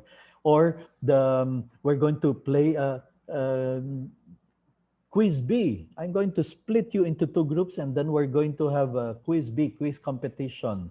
Uh, Something they would like to be able to enjoy as a class. And so they want to fill up the good deeds bowl with good deeds, with marbles equivalent to good deeds. I love a class where students are trying to outdo each other doing good. And you will see that creates a new environment of Joey, I heard you teasing Joanna, making fun of her.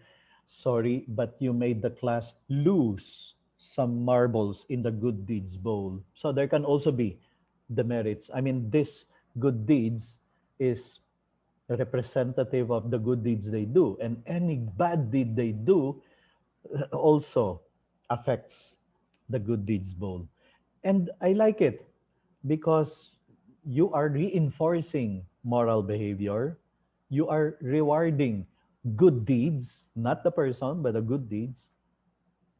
And it creates a whole new culture among my mindset among the students of here in our class, we recognize good deeds, virtues, values, morals. So merit reward system works especially if it is based on character, values, virtues. Not just reward us in, okay, the first 10 to finish will get a star in the uh, padalian, pabilisan ng trabaho, and then poorly done. That doesn't work. But merits or reward system that give recognition to virtues, values, character. In other words, what we are trying to do here, and this is especially for the class advisory presentation, is to create a culture, a mindset, and even a class identity. Okay? You are a good teacher if you are able to say something like this: class, I expect best behavior online or in real life, in our school or outside there, because you're carrying the name of our class. Ah, if a teacher is able to say that, ibig sabihin, na-define niya na sa mga bata ang ibig sabihin ng being part of our class. May core values sila. They're guided by certain ways of doing things. Class, we have to be known as the kind class, okay? We have to be known as the respectful class. That's why I expect you to be kind and respectful even when you're out there, online or in real life, because you are carrying the name of our class. If you are able to say something like that, you're a good teacher, you're a good educator. And if your school is able to say something like that, class, you better behave. Ah. You carry the name of our school. That's a good school. If we are able to say something like that. That's what you're creating, a class culture, class identity, class mindset. And better yet, school culture, school identity, school mindset. That's why, tama si Harry Wong, first days of school are the most crucial. It is then when you are supposed to teach them, this is how we do things here. This is who we are. This is what we are as a school. Culture, identity. So, trophy technique, as I said, it works better in a face-to-face setup or in an online class, and you are able to put them in rows, okay? Because this is how it works. Okay, class, this week in our online classes, the row that participated most, recited most, did the best in the quizzes. They have the highest average in all the quizzes of this week. They are the ones who submitted on time, all of them, is row number whatever it is. And the trophy this week belongs to them. Yan. The trophy belongs to them this week. Let's see which row will get the trophy next week. Meaning to say, in the coming days, we're now going to look for the row that participated the most, that recited the most, that did the best in the quizzes, that submitted always on time. I love a class where rows of students are trying to outdo each other, doing good, reciting, participating, cooperating, being punctual, submitting things on time, and doing studying hardest to be able to. I love a school where classes try to outdo each other in doing good, but I love a class where rows of students are trying to outdo each other in doing good. That's the trophy technique, and it works. In the classroom setup, there were times I could afford to buy a real trophy. It was a physical trophy being passed from one row to another. Sometimes I just have to rely on a printout certificate that we display, or it can just be written on the board. Trophy this week belongs to, and then the row. And better yet, I would make them give a name to your row. What name would you like to be known by? So that the competition becomes not against rows, but names of the rows. The Avengers, the successful travelers, the like that, no? Trophy technique, it works. Recognition system, but you are not just recognizing first honor, second honor, third honors. You're recognizing participation, punctuality, order, cleanliness, etc. virtues, in other words. Okay. Well, I'm down to the last 3 minutes, and I'll be talking already for 2 hours straight. So I will just give you the one strategy from Hal Urban. And then I was told by Ma'am Ho that you will break up into groups to be able to do a bit of discussion among yourselves. Um, and the discussion I want you, in fact, to come up with is try to make a list of strategies that you think will be doable on a level-wide basis. All the grade 2 teachers will adopt this and will do it. All the grade 3 teachers will do this. All the grade, etc. According to level. Or you can do it according to grades 3 and 4 together, grades 5 and 6 together. Now, as I said, strategies from among those that I gave or that many of you may have been doing because of your 1 year so far experience of doing online classes, and you discovered strategies that work, that helped you, that developed a better high interactive or better results in terms of submission of work from the students that you give to them as homework or work that they have to produce on their own, or strategies that you learned about, and then you discuss, and then you adapt and say, yes, let's do all this. It can be done. So what is the strategy of Hal Urban? The most important thing he learned as a teacher, he learned on the last day of his first year as a classroom teacher. He taught for more than 20 years. But on his first year as a teacher, something happened. Final exam, students are submitting their papers. And as he was getting their papers, here came a girl submitting a paper. Hal Urban realized, I don't remember her voice. I don't even remember talking to her. And I don't even remember her name, her complete name. Hal Urban at that moment felt very bad. He felt very bad because he realized I was with this girl for 10 months of the school year, and I never treated her like a real human being, friend, student. She was just like a class number to me. And he felt very bad realizing that we cannot be like that. We cannot be like a machine that doesn't feel for human beings that are entrusted to our care. That's back to the expression I said I love very much. You're not given a subject to teach. You're given souls to take care of, students to mold the minds of, to raise the character of. So he felt very bad and he made a resolution. I'm going to welcome every student to my class like a human being from here on. And he would do this for the next 20 years, 20 plus years that he would be teaching. He would welcome students inside his classroom with a handshake. With a handshake. Every single one. And every single day, he would welcome them inside his classroom that way. Tama si George Isaac Brown.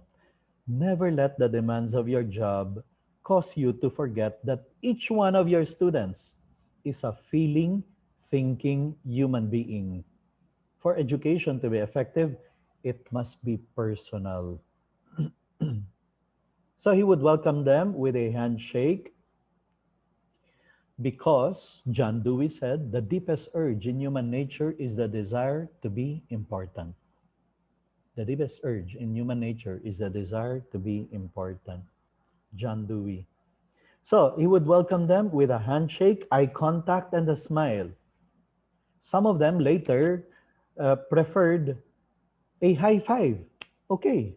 Some of them preferred a fist bump. Okay. Some of them even preferred a hug because they never get a hug at home nor anywhere else. And it works because now, when Hal Urban meets any of his past students, this is what they will remember him for. This is what they remember him for. The teacher who welcomed them inside the classroom like a real human being, not just a class number, not just another student, but as a real human being. It created a whole new culture, identity of here we value people. We are not just class numbers. It works and it's fantastic. And it's according to the golden rule. I mean, you wouldn't want to be unwelcomed in a place. Now, applying it to online classes, it's a bit challenging. You cannot shake their hands, but yes, you can welcome them as they appear in the screen. Okay, let's wait for the others to come in. Okay, good morning, Joanna. Good morning, Jerry. Good morning, Alisa. Good morning, Anna. Good morning, Dea. I mean, it doesn't take more than 1 minute to say good morning to everyone. It's not a waste of time because some of us may be already thinking, grabe, ang haba nun to shake the hands of everyone, mano po of everyone, greeting everyone. Okay, then find the strategy that will only eat up 1 minute. What is it? I don't know. Maybe making eye contact with every single one in the classroom as you're talking or as you're welcoming them, as you're saying good morning, an eye contact with everyone. That's a classroom setup also. But welcoming every single one as they appear on screen, that's acknowledging them, which means you have to require them to put the right name there. Hindi pwede yung Oppo 550 ang nakalagay na profile name doon, ano? Uh, o kaya Vivo, hindi pwede. You have to tell them, please make sure your profile name is your name so that I can properly acknowledge you. Okay? And it's not a waste of time. Even if, let's say, it takes you 2 minutes, which is not really, I mean, it will not take 2 minutes. But that is still valuable. 20 years from now, they will look back to these days as the time when they had a teacher who did not count them merely, who did not look at them merely as class numbers. Okay, so that is the Hal Urban. And then later on, we will also tackle teaching manners and the golden rule. Well, we will have to end for now, but as I said, let me see. Yeah, Janil, you are there. Parang ano no, seance. Are you there? Can you speak if you're there? Yes, sir. Yes. And then we're going to resume this afternoon with the next session on developing grit, resilience, and empathy. What time do you want to start this afternoon, ma'am? We'll start po at 1:30 later. 1:30. 1:30. Okay. By the way, at any time that I'm speaking, questions are welcomed in the chat box. You can type there either privately by direct messaging, because you can do that in Zoom, or you can type it in the chat box for everyone to read. And either I will answer right away if it is highly relevant to the specific discussion, or we can leave it after the presentation. Or I can also tackle it later before we begin the grit, resilience, and empathy session.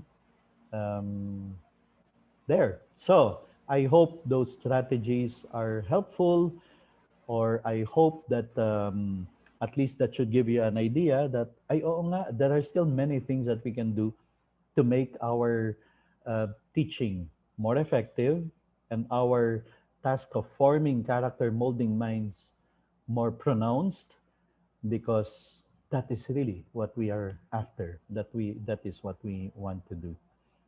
Okay, so Janil, how do we have a question. Okay, how do you find teachers using expressions of millennials like char char, like churva churva? You know, we spent a few days with your student council with my students in Northfield, and we went to Dalahaya. I mean, it was fantastic experience for both. They became very good friends, and the group chat in Facebook is called Churva Churva Ek Ek, where they're supposed to share ideas, um, send invitations if they have projects, and we send them invitations if we have projects here. Fantastic, ano? Okay, now I don't know if I will be tackling it in one of the presentations, but here's something I need to say, especially to the young teachers and the beginning teachers. Okay, some teachers enter the profession thinking that I'll be a good teacher. I will be friends with my students. I will be like their peers, their barkada. We will even, pag pwede nang lumabas, we will even eat in McDonald's together. The older people, we will even drink beer together because I will be friends with them, speaking the same language with them. Here's what we need to tell the young teachers, the beginning teachers, and some teachers who are of that mindset. Ma'am, sir, you're not meant to be friends with your students. Okay?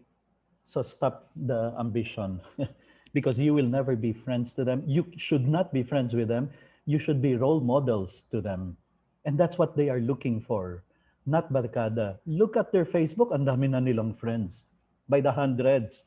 They don't need more friends.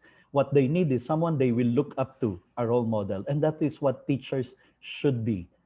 And that's what we teachers are. We have to be role models for them, not friends. I've seen tragic endings to teachers who try so hard to be, parang tumatakbo sa popularity contest. Alam mo yun, yung para bang their objective is to be the favorite teacher of all. Kaya they try to bring themselves, quote unquote, to the level of the students, laughing with them about the same things, proudly talking about the updates on the K-pop, K-drama that they are following. Kilala pa nila yung mga bagong dagdag sa BTS o kaya yung every single one in Blackpink, alam nila yung background. And they think they're very cool and chill with the kids. You're confusing the kids. Show them very clearly that you are there to be a role model, not a friend. Be friendly, and that's a very different thing. Be very, very friendly, in fact, that they are not afraid to go to you, to run to you. Especially may problema sila, ang unang maiisip nila, I have to talk to ma'am, so-and-so, to sir, so-and-so, because they have seen you as someone they can get advice from. That is the kind of role we should play, not the chummy kind who speaks the same language, who tries hard, very hard, to look cool, to speak cool, to sound cool.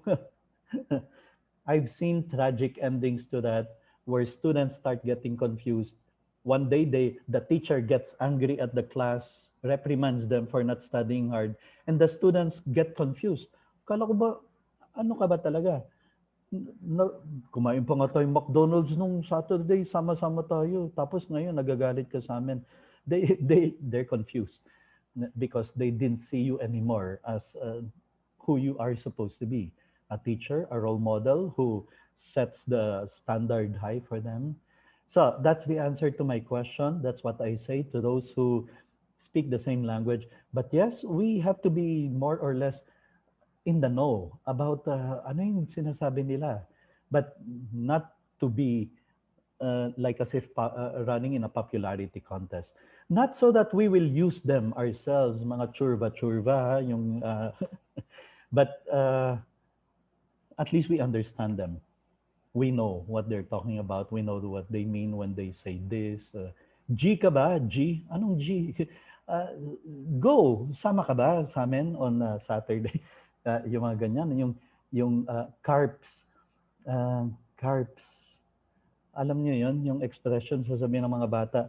Sir, carps ka ba? We will go to Dahilaya on sa...